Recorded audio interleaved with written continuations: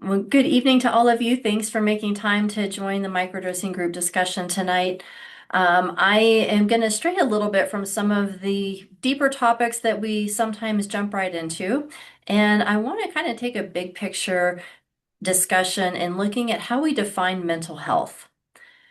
Health is a big idea, right? I was going to say word, but it's not really just a big word. Every word has an idea behind it. It has some understanding behind it. So when we talk about health in general, a lot of different things come to mind for each of us. But when we talk about mental health specifically, we're really focusing on that overall psychological and emotional functioning. So, how do we think? How do we feel? How are those behaviors that are outcomes in our life connected to how we think and feel? How do we relate to other people? And a lot of that day-to-day functioning, adapting to stress, psychological stability. All of these things are pieces and definitions of what we take into account in thinking about mental health. But if you talk to a clinician about mental health, and by clinician, I mean somebody that has some sort of alphabet soup after their name because they did some additional education and call themselves a clinician. So whether we're talking a therapist, a wellness coach, a medical doctor, a DO, a nurse practitioner, a clinician that would diagnose something. That's what I'm focused on here. We start to move into that idea of diagnosis. And now it's not just a mental health idea of health. Now we have mental health issues, right? Mental health problems, mental health diagnoses, mental health labels.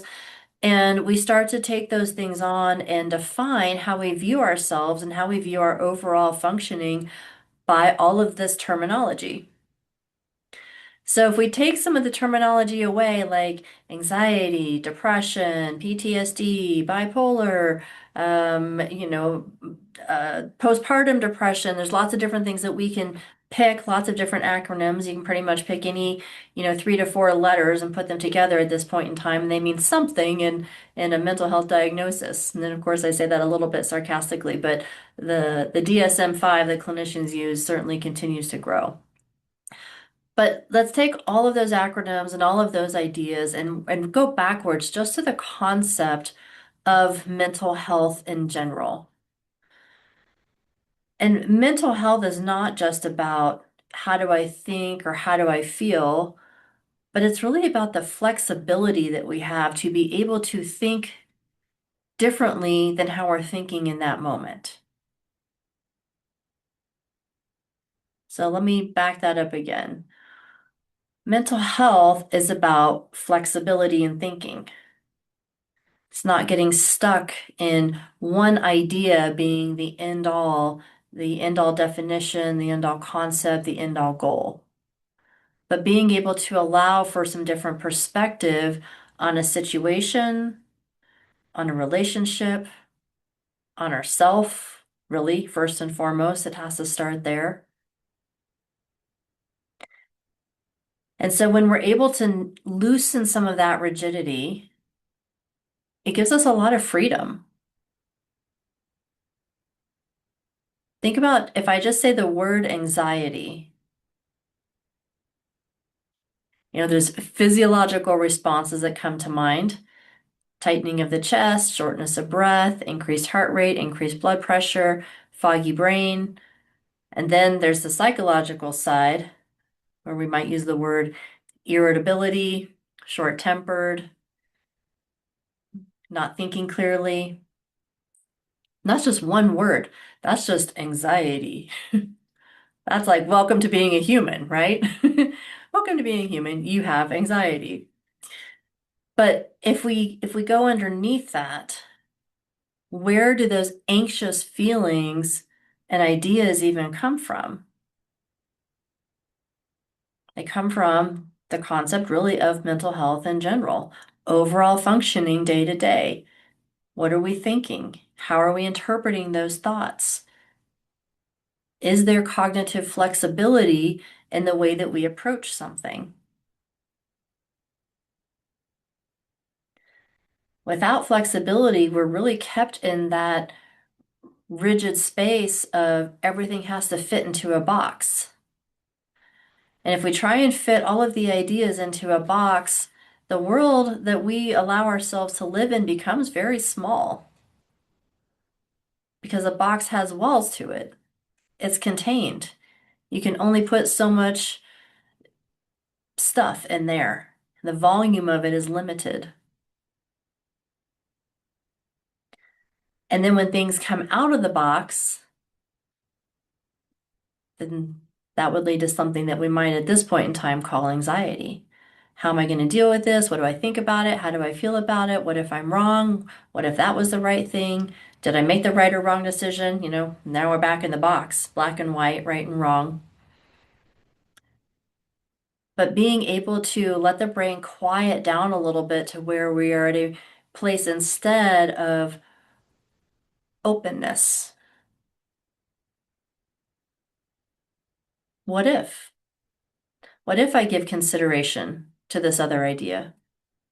What if I don't have all the answers for how this is going to turn out in said situation? Can I still have contentment without knowing how everything is going to go? So often there's such a sense of security that we decide that we have when we think that we know how things are going to go. But do we really? No. We have an idea. We go to a certain religious building on certain days for some people. We ascribe to a certain political belief system for other people. We have certain expectations in relationships. And all of those things and more, all of the various experiences and beliefs that we have an expectation or an idea attached to them. But we respond in a way that we think we're going to get a specific type of outcome. If I want this for my life, this is how I'm going to move. And if I move this way, then in theory, all the little variables attached to that should respond in said way. So ultimately, I get what I want, whatever it might be. The problem with that is that there's a whole lot of human beings attached to those other variables and a whole lot of nature. We don't know what the weather is going to do from day to day, especially in Colorado, for those of you that are here. Sure, the Northeast did not expect to have the amount of snow and blizzards that they've had this year. So we've got weather as a factor, nature. We just had a whole conversation a little while ago about mushroom cultivation and how even when all of the things are done the same in a systematic way each time, mushrooms can still show up a little different. It's nature, right? We don't know if we're going to walk out the door and trip over our own feet and fall on our face and end up in the ER today. And those are just natural things. Then we have the ideas of other people when it comes to relationships and other interactions in our life, or just coexisting. Doesn't have to be a relationship per relationship definition, just other humans, other people on the interstate, other people in our workspace, other people at the grocery store, other people making political decisions that, we have ramifications from. All those other humans get to touch these things that impact us. And if that's not giving us what we want, there's that anxiety again, or that idea of it. And then all of a sudden we're like, my mental health. And so when we look at that bigger picture of mental health, if we have it or we don't, that definition or idea in and of itself is creating more rigidity. Because if I have it, then my life looks a certain way. If I don't have it, then now I'm in a place of wanting to have it, and my life is looking a way that I'm not so thrilled about. So it brings us back to that idea of flexibility. When we get into moments of really questioning our sanity or our mental health or a thinking or whatever, word we want to attach to that. The bigger idea is what's driving that definition? What's driving that determination that there's something that needs to be fixed?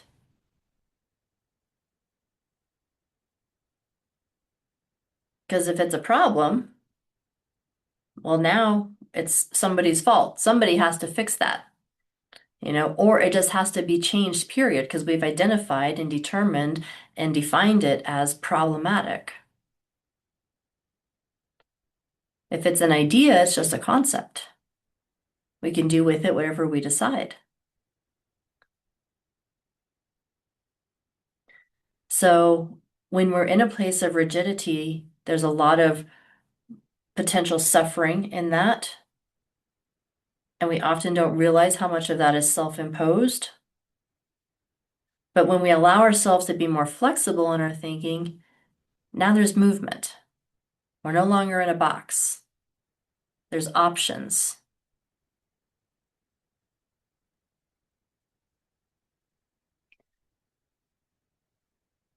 That's kind of a different way of approaching a topic that we think we talk about a lot. What's coming to mind for you guys with this idea of mental health and rigidity and flexibility?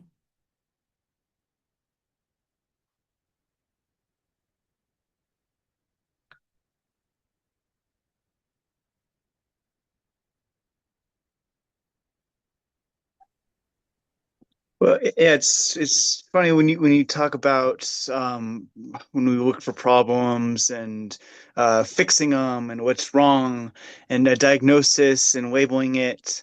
And it's funny, we tend to think we look at that because we're just negative or just think something's wrong, but it's almost like we're trying to figure out more information there so we can figure out how to react to it. But what we're saying here and what you're saying is we just need to have more flexibility in how we respond and not, try to diagnose it as a certain problem that somebody else might have had that, they reacted in a certain way. Just kind of let go and have more flexibility in how we respond rather than find more control. Mhm. Yeah, and you also made the point, Brian, that we looked at how do we think other people would respond? Hmm. And that's a measurement that we will often use in determining our own response to something. Well, what would my mom do? Or what would my partner do? Or what would, somebody else do that we would think we would want the outcome that they would have? What would they think about that? Yeah. The challenging reference point because anybody else has a different life. If we don't want Hmm. the same things that they want, then if they choose a different response, that's okay. But giving ourselves the freedom to trust ourselves in some of that openness and new ideas is where that freedom lies.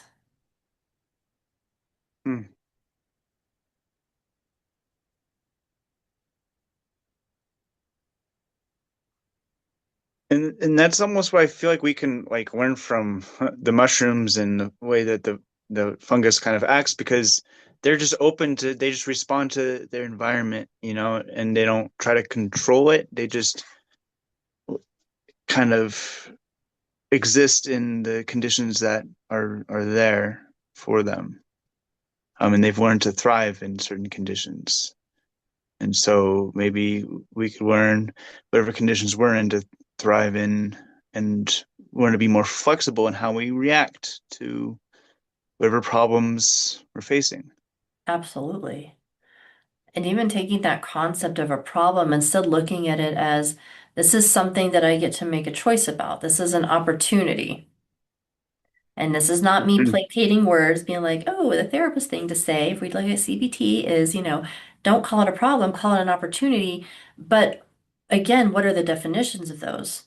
A problem has to be solved, an opportunity gets to be explored. Is it something for us to control that we even have control over? Because I'll tell you, I'm good at finding things I have no control over to try and control. Microdosing has really helped me recognize those things that are not mine to control. Mhm. And it doesn't mean it's always easy, but there is a relief in that. Like, oh, all these lists of things and people and ideas that I thought were only going to work if they went the way that I wanted them to go, and letting go of that allows other people to be who they are and more opportunities to open up and more freedom in how I approach it. Mm. But to your point about the mushroom, yeah, the mushroom's like, well, if it's too cold, I'm just gonna stay this size and I'm just Mhm. gonna kind of hibernate here I just until wait. things get a little warmer. Just wait. Hmm. Yep. Eventually these humans hopefully will turn the heat up a Yep. little bit. But but to your point, then they show up looking a little different, Hmm. you know?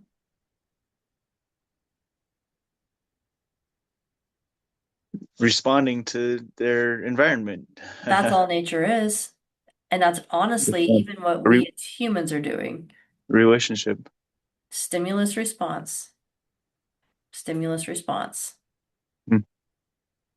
But the default mode network becomes really rigid, and that response network becomes really fast, hypersonic speed, to where cognitive thought doesn't have a chance. So it becomes stimulus behavioral response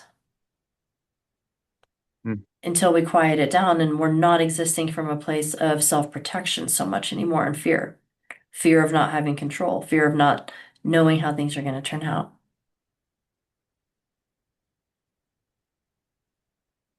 Now, who else? What other thoughts come to mind?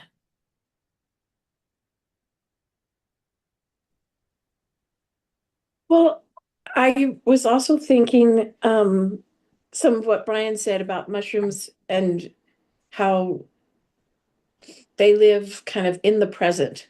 They're not so, I feel like, at least my mind, I do a lot of living in the past, reliving things, doing them over and over and over, and that filters how I react right now. And then I also do a lot of living in the future. How's this going to happen? And how's this going to be? And I find that I think the mushrooms have helped me kind of push those two extremes out and come back to kind of being here and now. And you forever I've heard the phrase, be here now. And I'm like, yeah, right. Okay, okay. I think I'm kind of starting to understand what that means more. It's just here now, like a mushroom. Mhm. Sounds like a bumper sticker. Live like a mushroom. Yeah, live like a mushroom, be here now. Yeah, Mhm. yeah, Well, for absolutely. some reason, what this brought up for me was the old canard that you are not your diagnosis. Hmm. Um, we're given this lens to look at the world through, and it's not the only lens we can use. We have a diagnosis, but we are not a diagnosis. That's the thinking, anyway, behind that slogan, motto, Absolutely. homily. Um, and that's and that can be hard to do. It can be a very sneaky condition to slip into. Oh, yep, that's what alcoholics do. Hmm. And then, the deeper you dig yourself into the definition, the harder it is to get out. Hmm. And the more you identify yourself with that additional definition, the harder it is to start to see yourself any differently. Sure. Yeah, it becomes circular. Absolutely. Yeah. If we think about that, that word, that definition is something that came from somebody else. If we were each on our own island and didn't have interaction with other humans that had a DSM-5 with them to, pick a diagnosis out of, we would just be humans. there would be no neurodivergent, there would be no disorders, there would be, no ideas of what a relationship is, quote unquote, supposed to look like. Hmm. We wouldn't have so many measurements of other people. We would experience our own experiences as individuals. So we're in a society where it's impossible to do that now because, we're not on individual islands, most of us. And even if we were, we have this thing called the internet, so it connects us anyway. And, we have all these ideas that come not just from our own little communities anymore either, internationally, worldwide. But if we can at least have a recognition that that's what we're doing, taking other people's ideas and old information to define ourselves and our own concepts, then we can choose if we want to adopt those or not, or unadopt them, like Jana was kind of alluding to, taking away some of those ideas. Hmm. Because as soon as we take off the label, now, Will, since you brought up the idea of alcoholism, that's an easy one to use. We take off the label of alcoholic, and now we're just a person that uses alcohol as a tool to cope with what we don't want to think about. We all have those. Maybe it's alcohol, maybe it's marijuana, maybe it's shopping, maybe it's thought itself. There's a dopamine stimulus to thought, and that's what we call rumination after a while, if we want to put a label on it, too much thinking. Hmm. Maybe it's sugar. Maybe it's over-exercising, maybe it's isolating, all these things that we can say, hey, there's nothing wrong with any of these things in and of themselves. None of these are bad. Alcohol, marijuana, thought, shopping, sugar, exercise. Hmm. They're just things. They're ideas, behaviors. But when we are using a behavior to escape from what is in our own cognitive processes, we're no longer in a natural state of being. Hmm. I have yet to see any squirrels in my backyard running around, with their coach bags, trying not to think about where they hid their nuts, or throwing themselves off the deck because their life just isn't worth living anymore. Because the squirrel on the other side of the fence said they were ugly or something. Uh, It's just when we think about nature, we are natural beings. The most incredible and most complicating factor that humans have is thought, though. And it is our thoughts that lead us to incredible inventions and creations of new things and expansion of ways to live more comfortably. And it is the same thinking that causes us to harm each other, to live in fear, to use things in a way that is harmful to the self, and even to the idea of ending our existence on the planet because we don't see there being any other purpose or point. Hmm.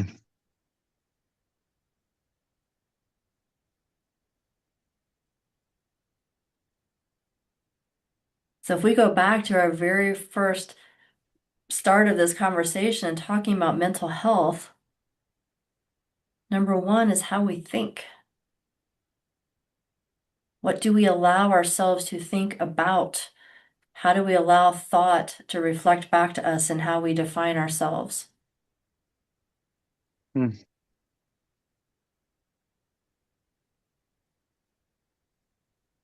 Everything else comes from that. Feelings, physiological feelings, emotions are learned responses.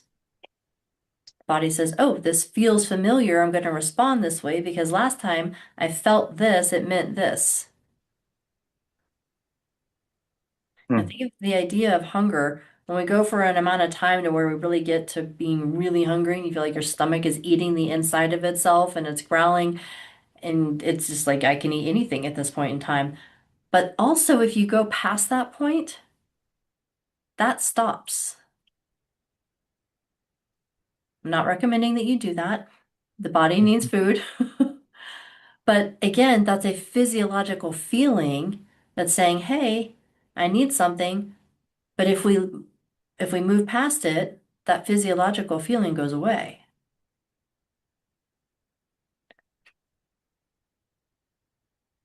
My work as a therapist, a lot of the people that I talk to, I'm just going to say the number one thing that I talk to people about that when they come to therapy as a construct is relationships.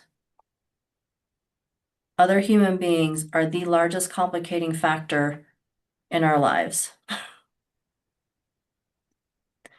Second thing we tend to talk about is money, relationships, and then money, and then everything kind of trickles down from there. But even the idea of money is connected to thought.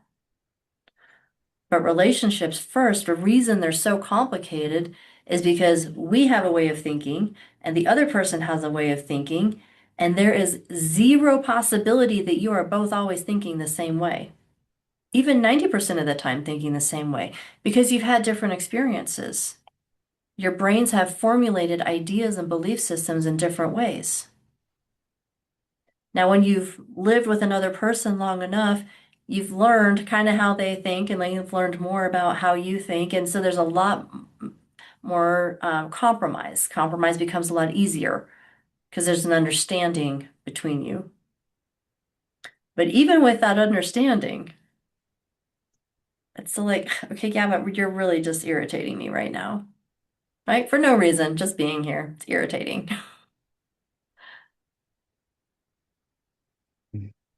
That's just thought. It's just an emotional response. If we respond to the other person in a way that is showing off being irritated, then they're going to have their own thoughts about it.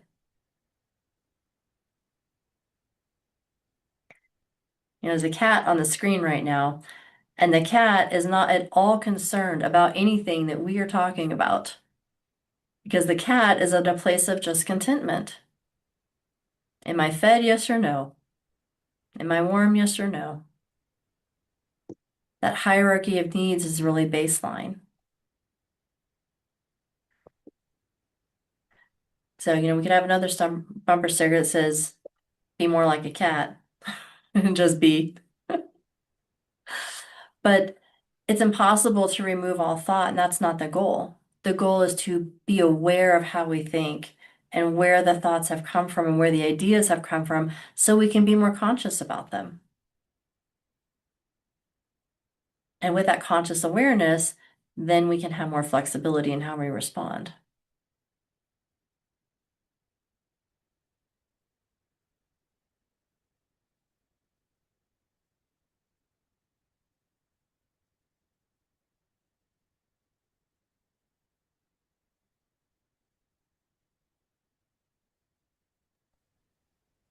And that kind of leads me to a question I could ask you, Charity.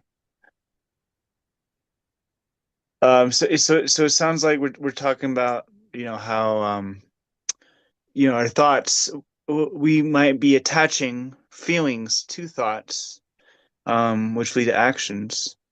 So yeah, that's my question is do we attach feelings to thoughts, and does maybe psilocybin help us with that relationship with feelings and thoughts and help us understand that maybe our thoughts aren't even ours, and um, yeah, we don't have to attach our feelings to them.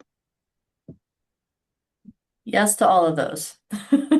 And I'll break that down a little bit. So the kind of the second part when you said recognizing that thoughts are not even ours, that's a big part of what we talk about in these groups. And that's why with microdosing, having some additional conversation is so helpful. And that's exactly why we do these groups because we can microdose and get all the benefits health-wise and cognition-wise and all of that from the mushroom. But if we are quieting down our rigid way of thinking, where are we getting new information? All we have is what's in our heads. All we have is our own experiences. So that's part of the purpose of these groups and why we go to some of these deeper ideas because we don't have to go real deep to realize, oh, these are all ideas that have been given to us. So, thank you for bringing that point up, Brian, because that is a big part of why the groups are important and why reading and really paying attention to your thoughts and noticing how your thinking is shifting with microdosing is so key. But then to the other side of that, the neuroscience part is yes, psilocybin impacts very specific areas of the brain that are directly connected to both thought and emotion.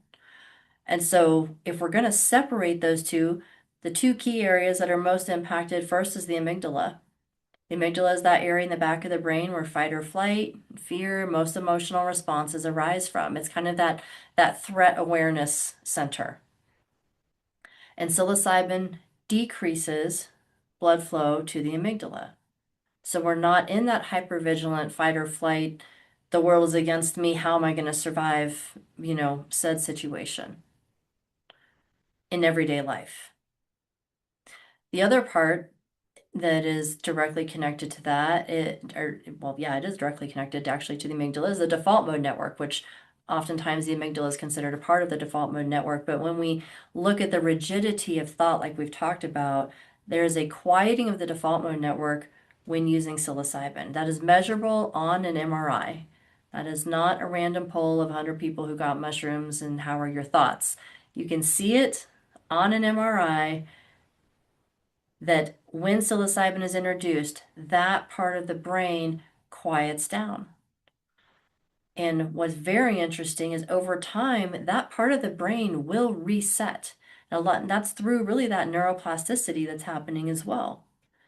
So there's a multitude of parts of the brain that are impacted by adding psilocybin, but quieting the default mode network, rigid thought, the way we've always perceived the world, reducing blood flow to the amygdala, so we're not in that overly emotional state of being all the time. Stimulating our prefrontal cortex, that's the area that's all of our executive functioning. What are those goals going forward? Jana had mentioned having fear or maybe regret or wondering about the past and then fear about the future. If we take those emotional aspects out of it, then now we're having thought about the future, but it is, what do I want for the future? How am I going to go forward in that? What aligns with what I want so that I can go in the direction that I want to for my life? And then, of course, neuroplasticity is enhanced with the presence of psilocybin because of how it stimulates the serotonin receptors, which then stimulate our brain-derived neurotrophic factor, which is what contributes to neuroplasticity starting in the hippocampus, which is where all of our memory is. So again, everything is connected, but to me, that's the magical part of what commonly has become known as magic mushrooms, is seeing ourselves and understanding our state of being in a different way. It's kind of like, oh, wow, I don't have to think all these things. I don't have to adopt all these things. I don't have to live based off of how I feel in the moment. The world is not against me. I mean, I thought I was amazing, but man, to think that the whole world is against me, that's a lot of focus on me. That's me being in my little bubble, all about myself. Take that bubble down, and that connection that's often talked about when people start using psilocybin is there as well. Again, that openness, opportunity to be open to other people and to other experiences because it's okay that everything doesn't fit in a tight little box anymore. It didn't really fit anyway. We just told ourselves it did.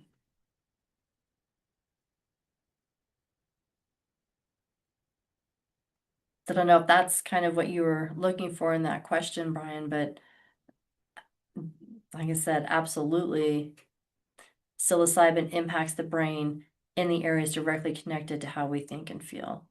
Mm. And I think a lot of times that shift of perspective is really important for me because I personally get really wrapped up in how I feel about things or how I feel about my situation or my consequences or how I feel. I mean, just my life and how I act. And so it feels nice to be able to step aside and, you know, feel like I'm taking off the goggles of my feelings and seeing my thoughts in a different way. And it's like more of a third person perspective. And I'm looking at myself and saying, well, those thoughts can come and go. And I don't have to attach a feeling because I think I'm deriving like maybe an experience, to that, and that's why I feel a certain way. And so it's nice to have that shift of perspective and say, you know what, um, it may not be how I feel about it, and this thought isn't mine. Yeah, right there. Where did this thought even come from? Hmm. Recycled from who knows where. Somebody before us that came from somebody before them, from somebody before them, and then here we are.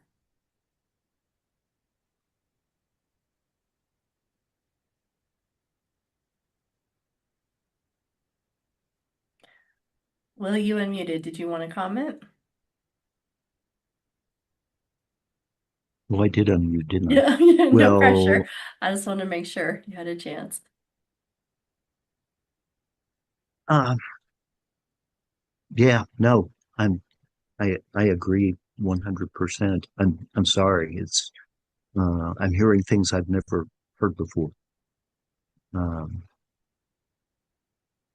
I'm kind of here finding out whether I'm a likely client for microdosing, and I'm pretty sure I am. Um, but I appreciate your letting me in anyway. Perfect. Absolutely. Thank Yeah.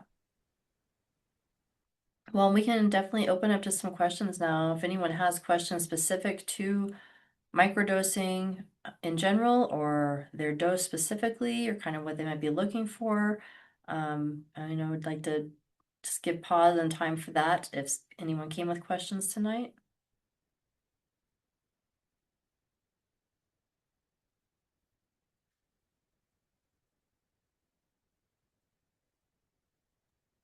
I guess specifically, maybe I'd have a question about like dosage. And so specifically from switching from, ordering packaged, powder from you and then, cultivating. So would I just maybe measure out just like maybe like a little cap here and have that like be similar to one of those scoops, or what would you say is a similar type of dosage? And would you recommend even grinding it with a pestle and mortar? Perhaps I have a pestle and mortar. Yes, you can do two things. What you never want to do is look at a mushroom and break a piece off and say, oh, that looks about right, because Mhm. you don't know how much it's going to be. So Okay. definitely, just grab some of those, three or four of the mushrooms, Yeah. grind them together. Again, we want to use the caps, the stems, the Yeah. homogenized blend from the flush or from the harvest as a whole, yours specifically right now from that flush. And then you want to weigh it out. Oh, So okay. if you don't have a scale, so two I things. One, I you do can do actually, like for my kitchen. Yeah. perfect, as long as it goes to at least two decimal points. So if it's a Hmm. food scale, oftentimes, they'll go, Oh, they may or I may think it's not go to one. two decimal points. Okay. If you have only Yeah. one decimal point, Yeah. do you mind sharing with the group what your dose was when you were using the powder? How much were you using? Yeah, I think I was doing, let's see, two of those scoops in the morning and then another scoop in the afternoon. Okay, so two scoops based off, for anybody listening, the scoop that we use is a 1/32 of a teaspoon. So when somebody in group talks about a scoop, it's 1/32 of a teaspoon. By weight, when that is ground into a very fine powder, that is about 0.05 of a gram or 50 milligrams. So two scoops would be 100 milligrams or zero point 0.1 of a gram. Now, for you, Brian, if your scale only goes to one decimal point, it's going to say zero point 0.1 all the way up until it goes to zero point 0.2. So Hmm. you might be at 0.10, you might be at 0.15, you might be at 0.189, that you definitely want to have those two decimal points. The other option is just grind it really fine. If you have a coffee grinder and it Hmm. gets it a lot more finely ground. Then you can go back to using that little scoop like you were using before and Yeah. have it be pretty close to apples, you know. Okay. Might be green apples to red apples a little bit, just again based off the Yeah. how finely it's ground, but it's going to be Yeah. much closer than only having a 1 decimal point measurement to go off. Okay. Yeah, because I have a spice grinder, and then I have, like I said, the Perfect. pestle and mortar, which also, I don't know, would the spice grinder be a better I option think the or? spice grinder, is it electric and Hmm. has like a little blade side? Yeah. So the spice grinder is going to get it finer for you, and that will Okay. be much closer to our grinding. Okay. Great. So yeah, Perfect. it's very exciting to be using your own harvest. That's awesome. Yeah. I feel like it's almost a part of it too because I don't know, I just feel connected in a different way to it. And it's more this the whole process is I feel just grounding in a different way. So yeah, I appreciate also the cultivations. I would welcome I forget was it Will or Yeah. if you're interested in like cultivation as well, or if anyone is, it's I would suggest it because yeah, it is a different type of grounding because you feel connected to it in a more deep way, and it's therapeutic, you know. Yeah, it is. You, Even just you feel that. watching, Yeah, yeah, go just ahead. watching how I would say just watching how they change from watching the mycelium form to the little tiny pins coming up to how they grow to seeing those Mhm. caps open and to the harvesting. Yeah, definitely. That Yeah. sounds like a real plus to be involved in it at that level. That's a great suggestion. Thank you. Yeah, it's very neat, and you find out a lot about how uh they the properties of the mushrooms, how they kind of grow, and they have their own little characteristics and Mhm. personalities. Yep. It's neat. Yeah. Thanks, Brian. I'm glad you're enjoying it. Yeah. Any other questions specific to dosing or microdosing or comments? I was just gonna add earlier, to let you know that I have a NutriBullet, which is, like one of those little blenders, and it always comes with a smaller coffee grinding set. And I put my mushrooms in that little coffee grinding shorter mug. And then I find it's easier to get all of the dust because it Mhm. seems like dust, all of the ground mushrooms out easier. And then, yeah, I just find it's easier to get them out because I had a spice grinder and I just felt like, oh, I'm not getting all of the mushrooms out of there. Mhm. So, And that reminded me too, Jana, thanks for bringing that up. Once you have pulverized it, let it sit. mm-hmm, mm-hmm. Because if you just take the top off right after that, you're gonna get a big old microdose right up your nose. Because because it is a really fine powder now and you're inhaling. So once you've ground it, let it sit, kind of tap the top a little bit, let it settle, and then you can move it into another container or something like that if you want to. And once it's in something else, it settles. But that immediate post pulverization might end up with a little more awareness than you were looking for. Well, what I did that once, and I thought, oh, I should have let it set because I opened it up and it just went everywhere. And I thought, well, this is just a waste. Yeah. It's like, how do I get it all back? Yes. Start scooping it back. Yep. Yeah. Yeah. So that's a good point. Let it set. Yep. Brent, how about for you? Is there anything that you wanted to add or any questions? You're still muted, but yeah, I just want to give you an opportunity. No, I think what I was mainly here for is to ask other people what their regimen is. I'm just a simple 3 days on, 4 days off, and I was just wondering how other people took theirs. Before I respond, Jana or Brian, either of you want to talk about that? I I kind of do a little bit different. I go 4 or 5 days on and then 2 to 3 days off. And so I kind of wake up in the morning when I'm around that fourth day and I go the fourth day and then the fifth day I go, well, now how am I feeling? And if I feel like I'm okay, I can go another day without it, or if I feel like, oh, so I kind of play it by ear a little bit because, I'd read that, you know, 4 on 3 off is a good thing to do. And so that's what I've been trying. Thank you. Thank you.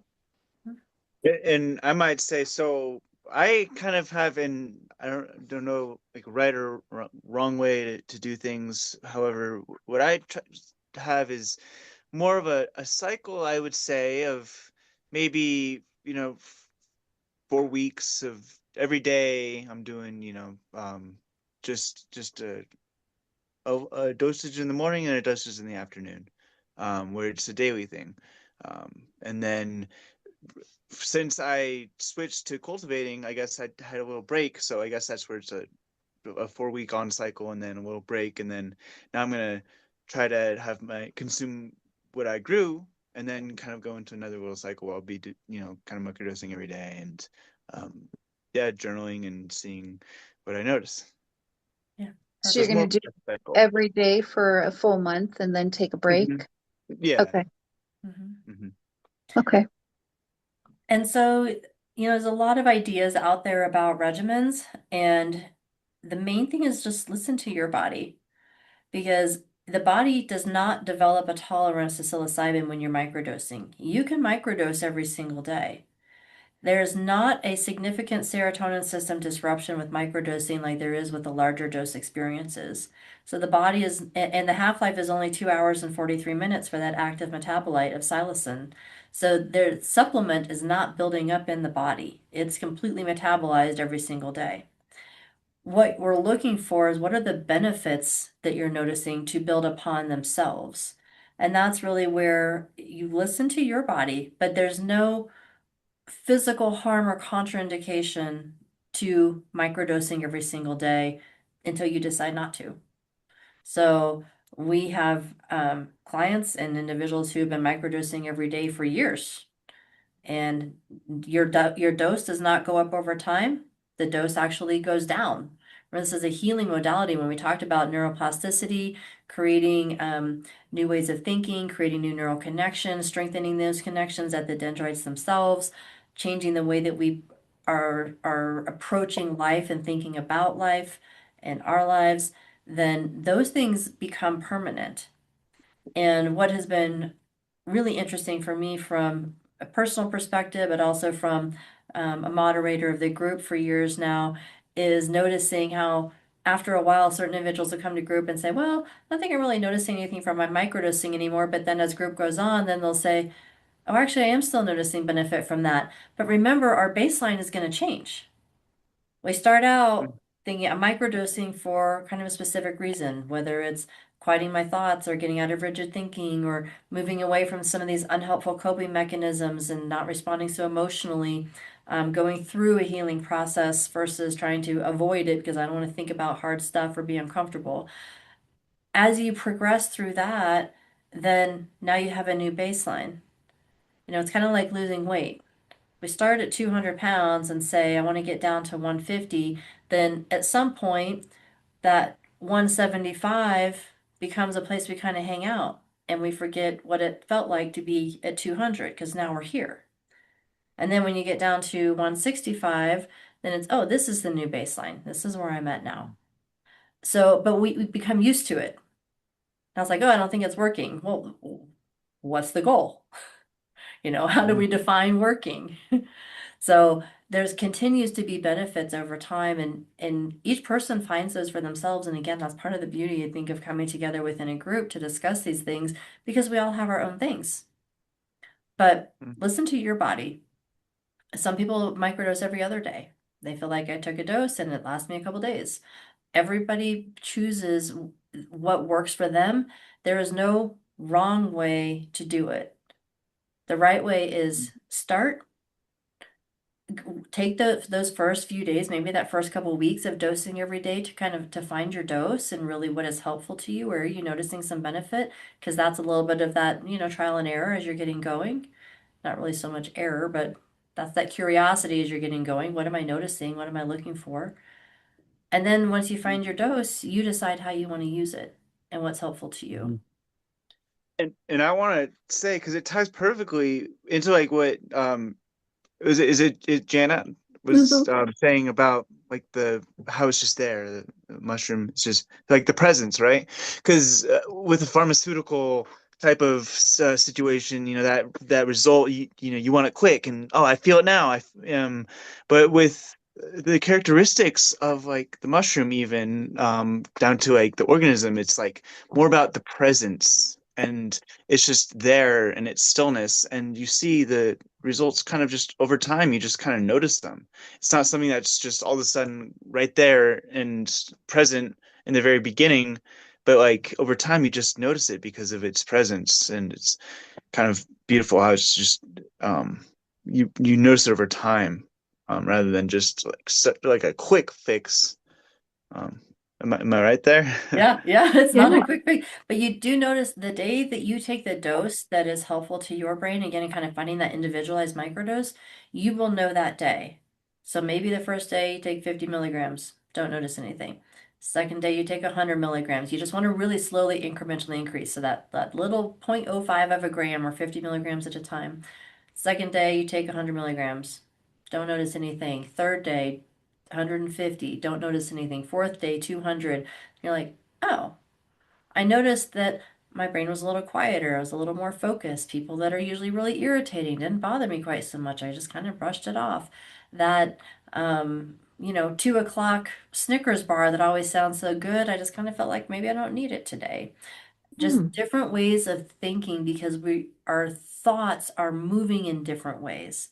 As we're quieting things down, they become more conscious.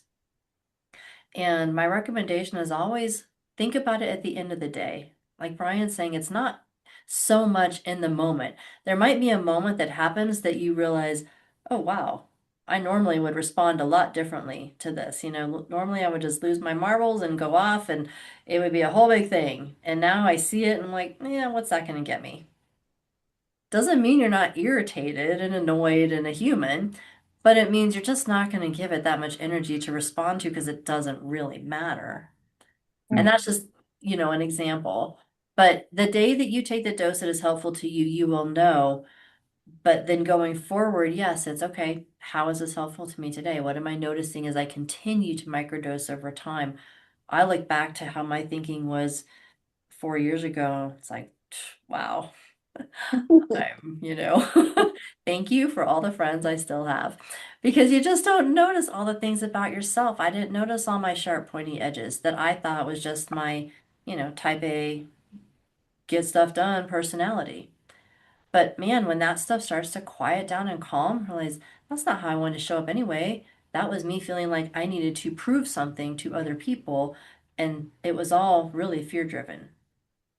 So, but it comes over time. And it's not about achieving some sort of utopia existence. That's not even real. Again, utopia is just a word that's been handed to us.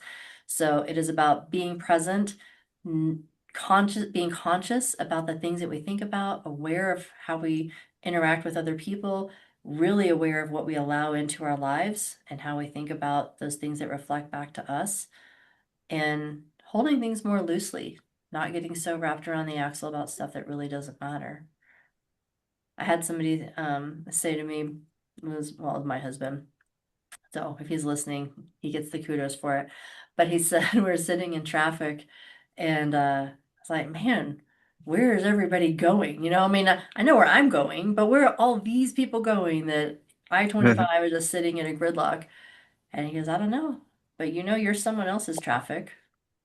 I was like, Different very perspective. true. Shit. Very true. I Different am perspective. someone else's car right in front of them, and they're like, where is this chick Boom. going? Why Hmm. is she on the Hmm. road? So Yeah, those perspective shifts. it's really neat. Yeah. Anyone else that hasn't shared yet that wants to say anything this evening before we wind down our conversation?